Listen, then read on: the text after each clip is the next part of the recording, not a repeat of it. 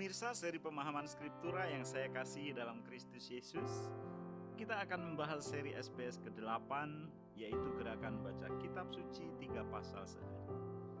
Hari ini kita akan membahas Obaja 1 ayat 20 yang akan diparalelkan dengan Markus 9 ayat 12 dengan judul Harapan yang Memulihkan. Obaja 1 ayat 20 berkata, orang-orang Israel yang diangkut ke dalam pembuangan akan memiliki tanah orang Kanaan sampai ke Zarfat. Dan orang-orang Yerusalem yang diangkut ke dalam pembuangan yang ada di Sefarat akan memiliki kota-kota di tanah Negeb. Markus 9 ayat 12 berkata, jawab Yesus, memang Elia akan datang dahulu dan memulihkan segala sesuatu.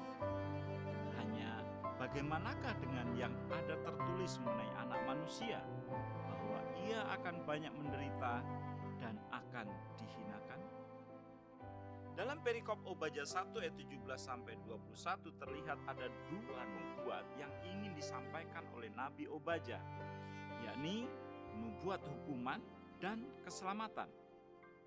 Nubuat hukuman dialamatkan kepada Edom, bangsa yang bermegah atas kemalangan Yehuda.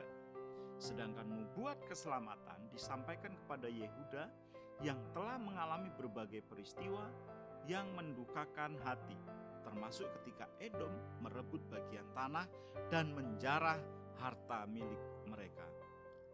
Nubuat keselamatan itu memuat harapan bahwa tidak selamanya bangsa Yehuda terpuruk dan mengalami peristiwa yang menyedihkan.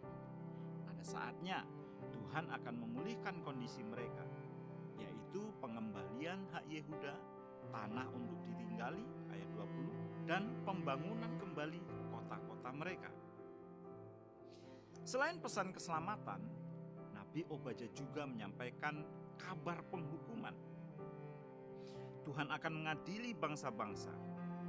Tentu sulit bagi bangsa Yehuda yang ada dalam pembuangan untuk percaya. Pada kenyataannya bangsa Edom terus-menerus meraih kesenangan demi kesenangan, sementara Yehuda harus menjalani kesengsaraan hidup di tanah asing sebagai budak. Mereka dibuang di negeri asing yang jauh dari tanah leluhur mereka. Namun, dalam nubuatan itu juga terkandung harapan. Itulah yang sepatutnya dilihat oleh umat Tuhan, bahwa ia adalah harapan satu-satunya yang memungkinkan mereka kembali ke negeri. Manusia harus memiliki harapan dalam dirinya. Tanpa harapan, mungkin tidak ada alasan yang mendasar bagi seseorang untuk hidup di dunia. Hal ini dialami secara nyata pada orang-orang Yahudi yang selamat dari kamp konsentrasi pada zaman Hitler. Mereka bisa bertahan karena adanya harapan sebagai pemacu semangat hidup, sekalipun mengalami siksaan yang tak tertanggungan.